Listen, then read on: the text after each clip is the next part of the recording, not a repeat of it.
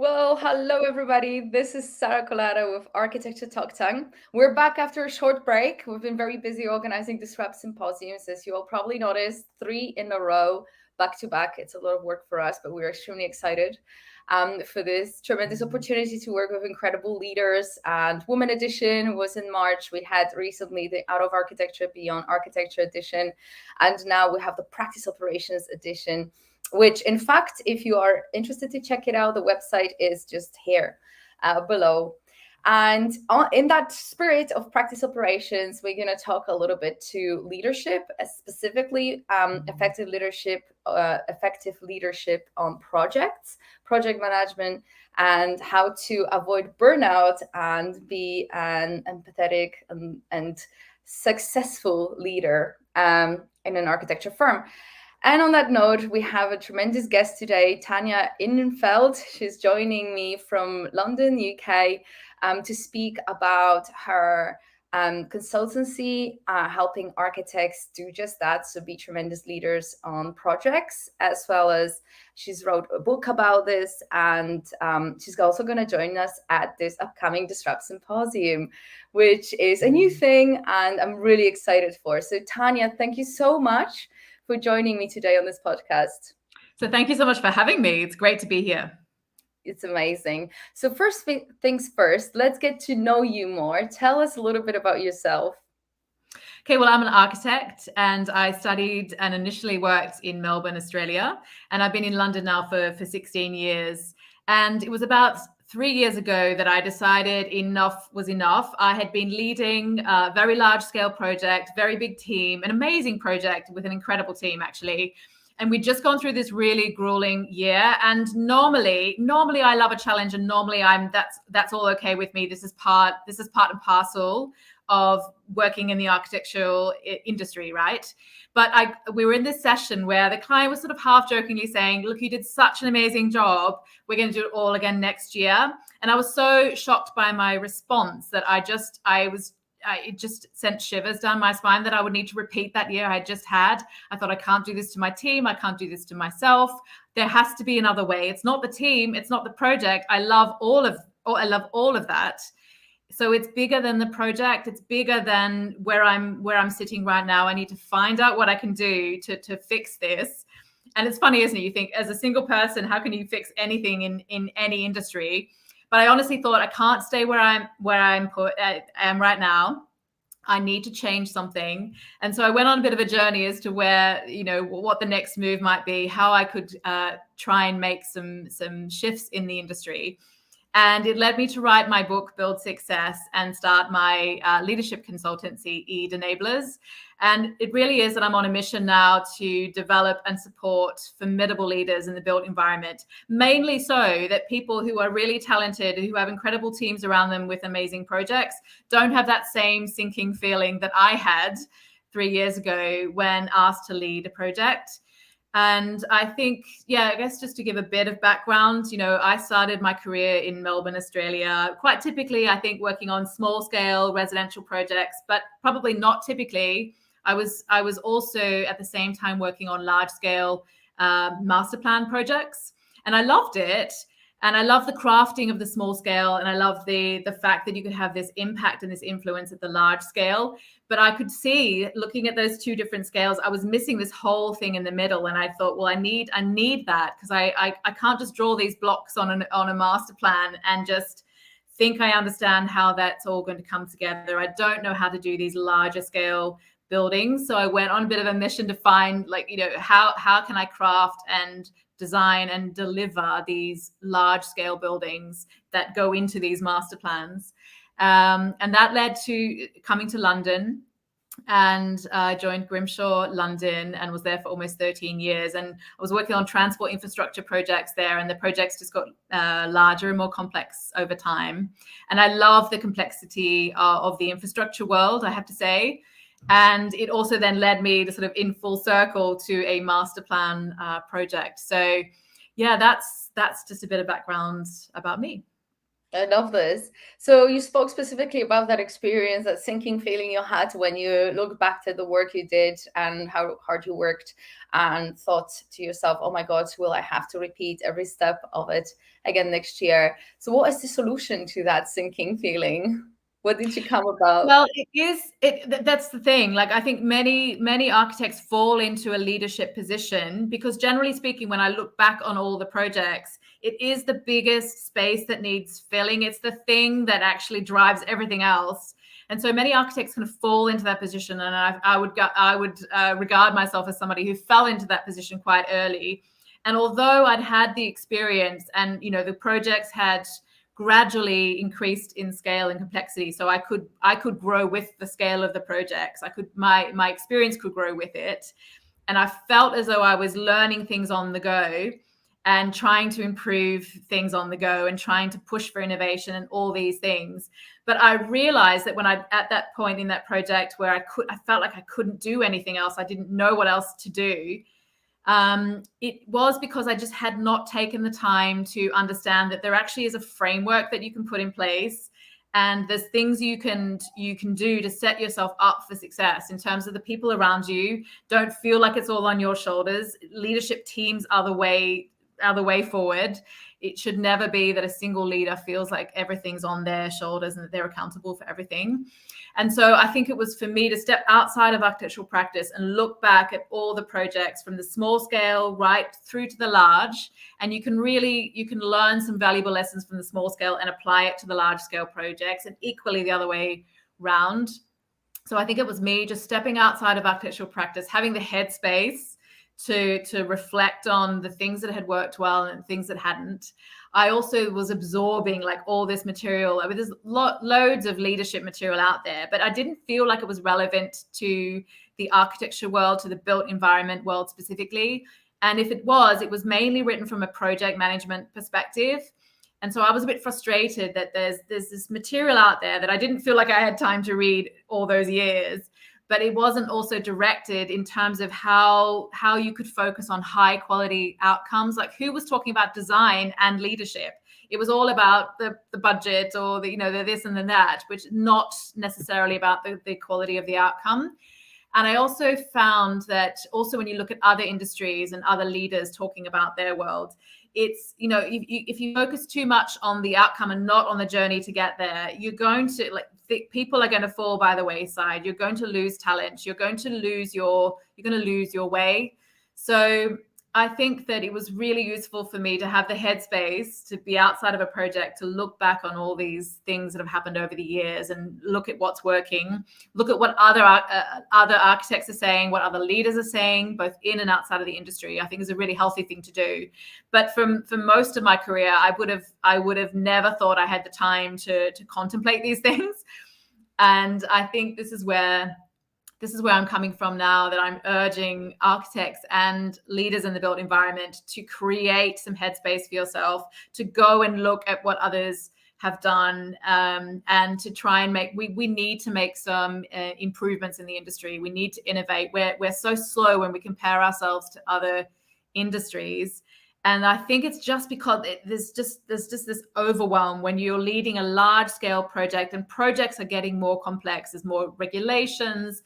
A lot of the projects are highly political, and there's environmental things to consider, which is right. But there's so many layers. And it's hard for design to cut through. It's hard for talent to cut through and really flourish and really thrive.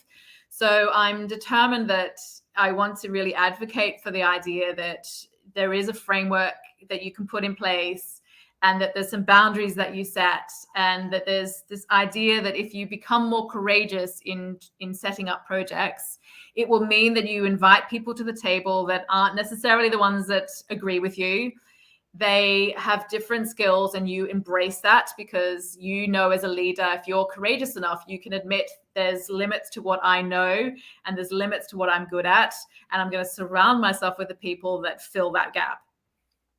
Absolutely. Sorry if you just heard a goat. I didn't. I have two inhabitants in my garden.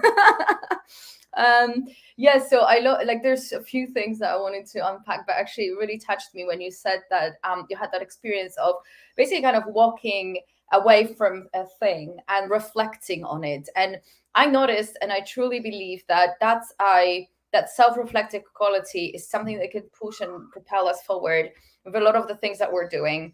And I'm kind of having a personal observation as to the quality of an industry being so fast-paced, but also lacking self-reflection, so much so that people are constantly busy with doing and executing and sort of putting their energy into things and non-stop running after projects, money, clients, whatnot, that actually we don't really stop and think too much about whether what we're doing is working for us, what could we improve. And I've recently had to do that through the rebranding of the Stripe, which I mentioned to you right before jumping on this. It's been a really interesting process of actually stopping of what we were doing systematically within the team and just being like, okay, wait, one more time, who are we? And what's the message? And that exercise alone has helped tremendously to align thought and within the team and a whole team on the same page, and also actually have a moment to reflect and listen to the different people on the team. And I think that very much so refers to what you're saying about how important it is to stop and look at what you're doing and evaluate, and that sort of mentality as well of saying, I always have something to learn. That humbleness, I think that's a really beautiful quality of a leader. And I just wanted to point that out because I really believe that it can be, even though it feels disfocused, because it feels like, oh, I'm supposed to walk away from what I'm doing here that I have really well organized. I've got my to-do list and I'm going for that result, and walk away and just evaluate whether what I'm doing is right.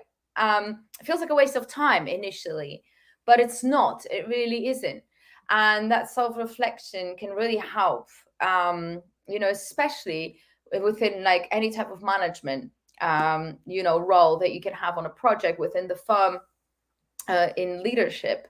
And it's extremely important. So what other tips are you discussing in your book? Well, so in this framework that I lay out, I basically cover like there's 4 key areas, and then the 5th one is kind of like how you bring that all together. But the first one, they're not surprising in terms of when I lay them out, but that's kind of part of the battle, is just saying, well, this is the framework, you know it, but now that I've laid it out for you, and I basically create all these checklists and things to make it super, super simple to just distill it down, because I think we can so easily get lost in design complexity or technical complexity or political complexity, when actually we can simplify things and really get back to some of the basics, actually. But I talk about the importance of having a vision, which every architect knows about. I know it. But the thing is, in terms of leadership of projects, vision so easily gets lost. It either is owned by the architect and nobody else understands it, or it's a design vision that doesn't sit inside a bigger strategic vision for a project, in which case you as the design team are the only ones who will ever be able to articulate it, and nobody else can get in behind you. So I do think that, yes, people understand that a vision is really important for a project, but they don't really understand what type of vision it needs to be. And the fact that you need to advocate for that vision the entire way through your project, not just in that beginning phase when everyone's really excited about a concept and then it just sort of get, diluted and washed away how many years later. So I know it sounds like it takes a lot of energy to advocate for it, but the idea is it's not just the leadership team doing this. It's the whole team understanding a vision and letting it evolve and letting it mature with the project. So yeah, it's really important that the vision is there and held on, the concept of a vision, but not exactly the vision that's at the very beginning of a project is the exact vision at the end, because I think that's just not natural. You're not allowing it to evolve with the project. So yeah, I talk a lot about that and the role of sharing the ownership of that. And it's not just the leaders and it's not just the design team. And then I talk a lot about this idea of a framework. I mean, I'm obviously talking about this whole book as a framework and leadership, but in terms of a project, having a framework that's flexible. So not something that, you write this quality assurance piece at the beginning of a project, you put it on a shelf and forget about it.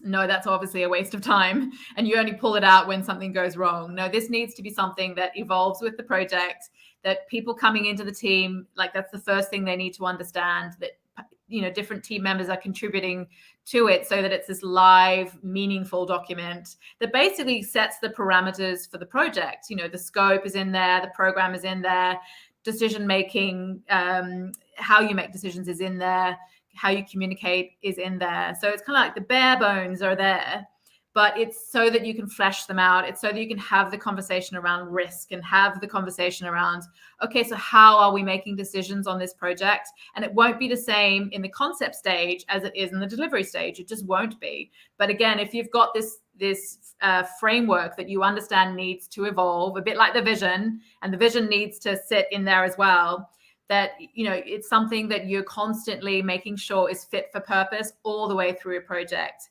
And it also means that if this is in place, it's so much easier to bring team members in and have them come out and change, just change things within the team and communicate with your client and all these things. So that's the thing that I think people understand in the back of their minds, but don't really play out in their projects. But alongside that, so once you've got this clear parameters to work within, but equally to push against, because I'm all about pushing boundaries. I'm all about breaking some rules and all of this, like honestly. But unless you've written some stuff down, you don't know what you're pushing against, and you don't know what you're constrained by. So I think that's the purpose of that. But equally so you've got this framework, but now knowing who's accountable for what. Because I think it's classic case that either there's one leader who just takes accountability for everything, and it's just too much of a weight on a single person's shoulders, or you've got 3 or 4 team members all taking accountability for the very same thing, and everyone's kind of weighted down, and yet when it comes to it, no one actually is accountable. It's kind of a classic. So I think you can have some really mature conversations around accountability when you've got this framework in place and all of these things. So that's why those go together. Then I talk about having success metrics. So not something, you don't just measure the success of a project at the end, you measure it all the way through. And, it's not just about budget and resourcing, but I would argue that it's about having design quality metrics in there, behavioral metrics in there that will drive the greater performance of your team and the outcome. So I talk about that, and equally within that, because I'm all about innovating, so fast failure and pushing for things and managing risk and all of these things. So that's all part of that equation for me. So that's the third part. And then the fourth part is setting up really high performing, effective teams, because I believe you can design a team. You don't just organically let it flow. You design a team like you design a project, and you nurture that team and you allow it to come and flex and this and that. And you understand the importance of a single person in and a single person out can completely change the dynamics. So as a leader, you need to be, quite in tune with your team and what's going right and what's going wrong, and what different needs they have at different times. So I talk a lot about that, but I also talk a lot about the fact that if you've got these effective teams in place, you also need these feedback loops so that you constantly checking in with how that's going, because you'll have your months where everything's going amazingly well, and then you'll have these dips and all of that, and that's kind of natural. But just being in tune with that is what I'm advocating for. And then this idea of bringing it all together, being this courageous leader who isn't saying I've got all the answers. I'm not only bringing the people in close that agree with me. So it's kind of the opposite of all of that. So humility and curiosity, things like that. Yeah. Mm-hmm. Actually, I'm glad you mentioned these words, because listening to all these systems and implementation, there's actually quite a lot of information there. I was wanting to ask you a little bit about the soft skills of blending and managing into it. So, being a leader, again, I can kind of internalize a lot of the things that you're saying. And for example, oftentimes you might have a vision, but the moment you want to bring your team on it, you kind of end up just doing a presentation about your vision to them. And so how do you better involve everyone so that they can take ownership of the story of the vision, of the processes, and also their part in that story. Because I think that when that ownership is missing, it's like you're trying, like a horse in a carriage, you're pulling all of this mission forward as a leader, but they're just along for the ride. So it's very important to bring that sort of ownership and for everyone to feel like they're a part of a pie. And how do you do that effectively as a leader so that you're not just yourself only vision driven, but everyone else feels a part of that vision? Yeah, and I think this is this magic where you create a vision that's far enough in the future that it's a stretch, but it's not so unimaginable that people don't believe it. So that's that fine line with a stretch, but not completely unimaginable. I love that. Equally, I've seen those visions that are just like 3 words or something, and you just think, well, that doesn't mean anything. So you could have 3 words, but then under that, you need to then describe what you mean by those 3 words, because everyone will have conquer the world. Yeah, but at the same time, not be wedded to those words, because I've also seen it where no, you're not talking about the vision. You're talking about some other thing that's not even related. Well, it actually probably is related, and it's been spoken in the language that person understands. In fact, that part of the team might understand. In fact, that part of the stakeholder group may understand that, and only that. So you better listen to some of those words and the way it's been articulated. But when you think about it, a vision is about the essence of a vision. And if you're going to let it evolve with the project, it's not about the exact words and the exact, like that. Let that flow a little bit and let people articulate it in their own way. But it's trying to get to the, like, what's the essence of this thing? How will we know that we've achieved it? And I think that's the thing. So you have a vision. I mean, it's hard to describe when you're not actually talking about something tangible, right? But it is something that people can get in behind. And I love that, like, the visions that really work are when that it's a design vision, but it sits within a larger strategic business vision. And it can be that the finance director can get in behind it because they can justify some things that fit under some banner within that vision. And then you've got the operations director who can sit in behind that. I can see how these things, and kind of let them kind of come back to you with, well, this is how I could see that I could fit in behind that, and then negotiate that. But don't be this thing where you set up a vision and just sort of turn your back and say, everybody just sort out how you fit in with that, because that obviously isn't going to work either. So it has to be this push and this pull, but that tension is beautiful. That's where the innovation, that's where the sparks fly. That's where something really amazing can happen. So I think kind of embracing the fact that, don't get so stuck on the words. Embrace the fact that people are going to pull it apart, put it back together again, pull it apart again, put it back together again. And the fact that you're talking about it all the way through. And if you're noticing that when you're talking about it, your eyes are just glazing over, well, then you haven't either articulated it well, or it doesn't mean anything to anybody. So you better change something. And I think that's the thing. If you're advocating and you're getting a good reaction, right. And I keep talking about it to this team and they keep playing this back to me. So there's something in that. I need to listen to that. And I think that's the thing, not being so wedded to the words, but like trying to get to what the essence of the vision is and how you'll know that you've achieved it and how it will actually drive a better outcome as well. Mm-hmm. Yeah. Absolutely. I love this. And, that was really just great advice. So moving forward, like how to best manage communications between all of those different leaders, especially from different departments? Oh, yeah. I mean, communication has to be the toughest thing because, we're dealing with humans, the quirks of humans. And I think part of the battle, though, is if you're talking to someone and there isn't this clear line of, but I'm responsible and accountable for this, and you're responsible and accountable for that. I think when those lines are really blurred, it's just hard to have an honest conversation. So you end up sort of talking around. And so I think the key to communication is having first up this really clear line of responsibility and accountability on projects, and know that isn't fixed over time, that can and should evolve. I think when you've got this framework in place that you can point to and say, but this is how we make decisions. So what's happening over there? There's some side conversations happening over there, which isn't helpful to this decision-making process that we've set up. So we need to counteract that. I was listening to the Crossrail Legacy conference, which was amazing. And actually the CEO was talking about the fact that you've got to be really careful of these side and background conversations. If you let some of those happen for too long, fester for too long, and they're not surfacing and they're not getting to the decision-making table, then things will go wrong, because there's obviously a communication breakdown happening. And as a leader, you can't turn your back on that. You can't turn a blind eye, even if you think, oh, that sounds exhausting to sort that out right now.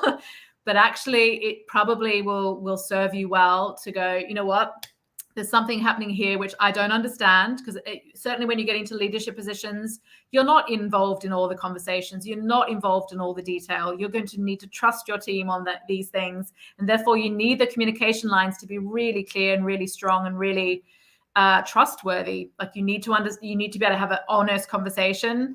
So I think, communication, there's so many layers to it, but I think it's having this clear framework and accountability in place.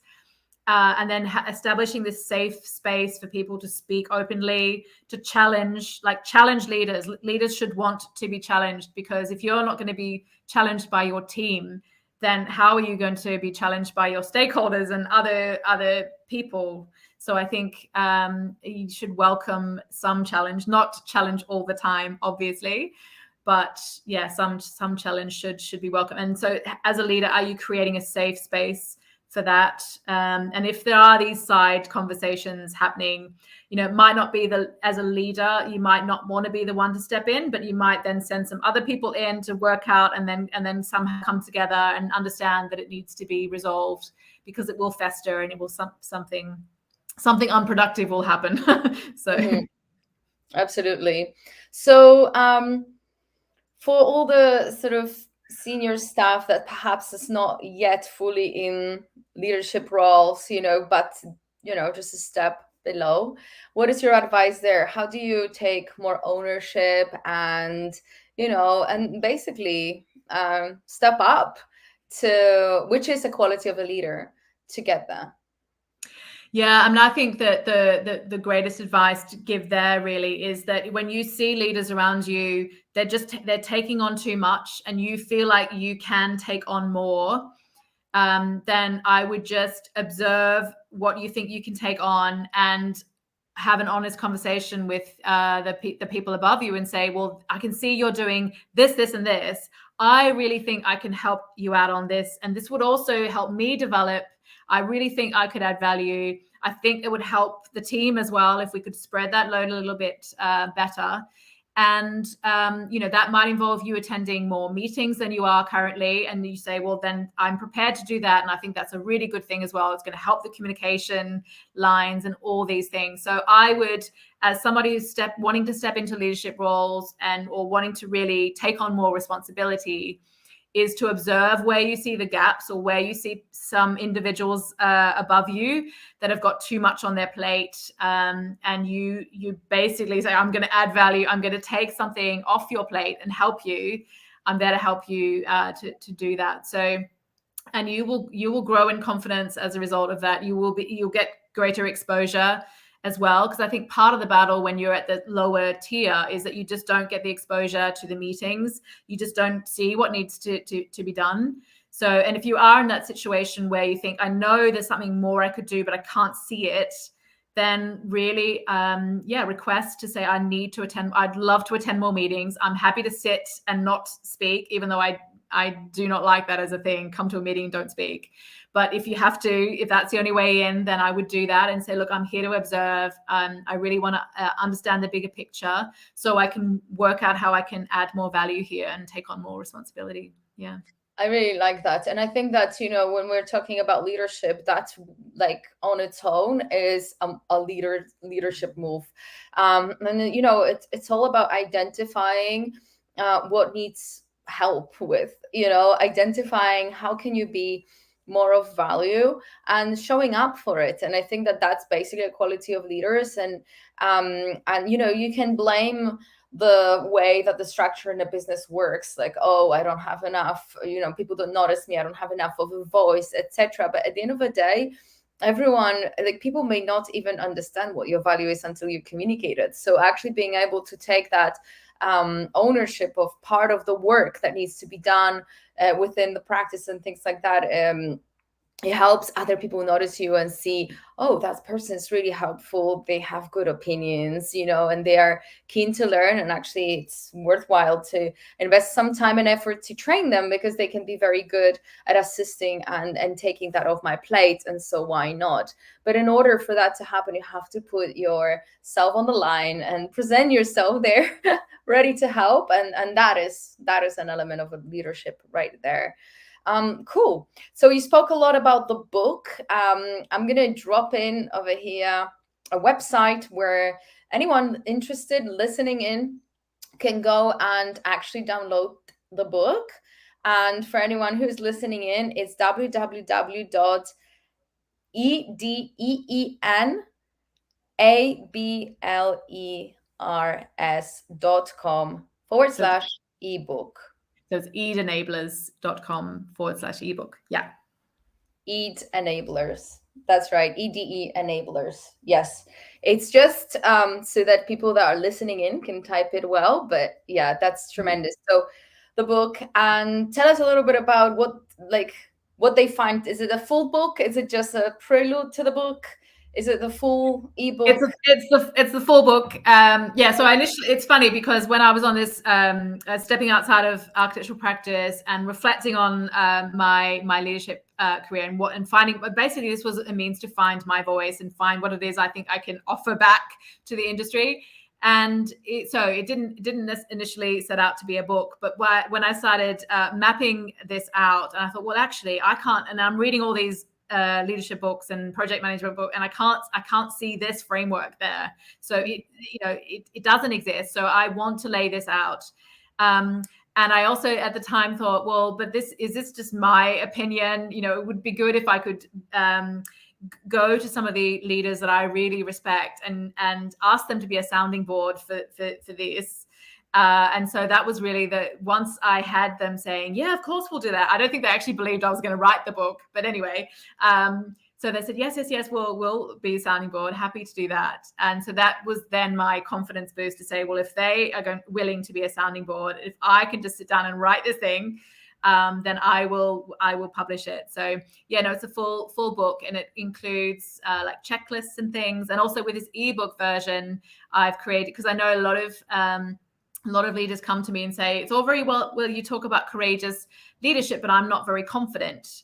And so I've created this a little short video, which is all my top tips on how to build confidence, because I do think that's the foundation. And I think you'll be surprised you're more confident than you think. And it's about the environment that you're working within. And there's so many leaders that aren't really focused on creating this environment where your teams are growing in confidence. And I think that they could focus a lot more on that and would be very, very productive if that happened.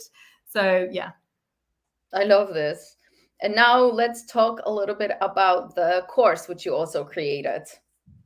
Yeah, so that's the thing. I've had a lot of feedback from the book saying, oh, I love it because I've got stories in there from my experience and from, when I was researching about other leaders in and outside of the industry.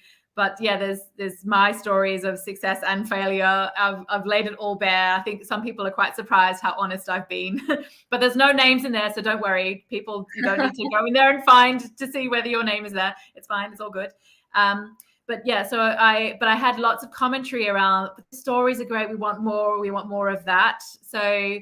And I know that some people aren't necessarily into reading books because it feels a bit hard. It feels a bit hard, to be fair, to some people. So I wanted to create something that's a course. It's a 10 to 15 minutes a day, like this injection of like this motivational thing about strategies, tactics, tools that you can take into your day. And then we have these group calls as well, which are amazing. And there's all these resources and bonuses within this course. It's delivered via an app, so it's all online. It's easy, flexible. Just do it when you've got time. Yeah. I love it. Tremendous. Wow. Thank you so much for your contribution to the industry. I think that, it's just really courageous to see that people give back from their experiences and really reflect on their own journeys that they're going through and decide to come back and offer value to other architects and other people much like yourself, struggling with these everyday struggles. And that is very valid, and thank you for that service. It's tremendous. And also all the incredible advice that you have accumulated and how coherently you communicate that. This is really, really telling so much and teaching and so valuable. So thank you. And we will post all the links under the publication on LinkedIn, on YouTube. And also, if you or if anyone feels compelled to get in touch, where do they directly go to find you online? So you can find me on YouTube, but probably the best way is to go to edenablers.com. So EDE enablers.com, and you can find everything I do there. Yeah. Okay, tremendous. Thank you so much, Tania, for joining me today. Thank you for everyone who listened in. Don't forget to get your tickets for the Disrupt Symposium, 1st to the 3rd of May. We've got tremendous practice leaders coming in to speak. We have Patrick McLeamy, who's run HOK for 17 years in the position of CEO. He's going to come in and not only give a lot of advice to leadership as well, but speaking also to some effectivity in management of teams and work. And so it's going to be very knowledgeable. We've got tremendous leaders coming from all different practices, from Mexico, from LA, from New York, European practices too. And really all it's about is success leaves clues, no matter whether the practice is big or small. The approaches to business can be the same. It's really just a blueprint that you can apply to management, to leadership, to decision making. And we believe that there is a lot to learn both from smaller and larger practices. So it doesn't mean that when we put on stage big practices that is only for practices that can learn, that the learning is only for practices of the same sizes. In fact, a lot of the things that are being implemented in leadership and decision making are relatable to other business owners. So we invite and extend that invitation also to smaller business owners. So come 1st to the 3rd of May. You can get your tickets at disruptsymposium.com. And for the minimum, so sign up for a newsletter, and you can then follow all the publications, including this podcast and many more things. So thank you so much, Tania, again for joining, and everyone, and we'll connect soon. Thank you.